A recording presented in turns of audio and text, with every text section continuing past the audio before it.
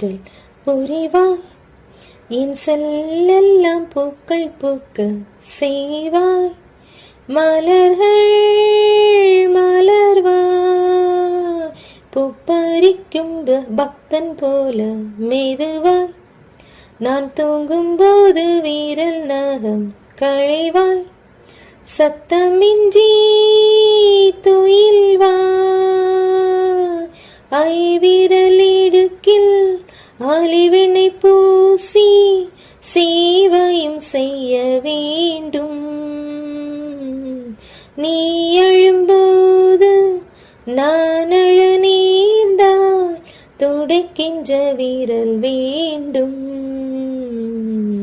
ஸ்நேகிதனே ஸ்நேகிதனே ரகசிய ஸ்நேகிதனே,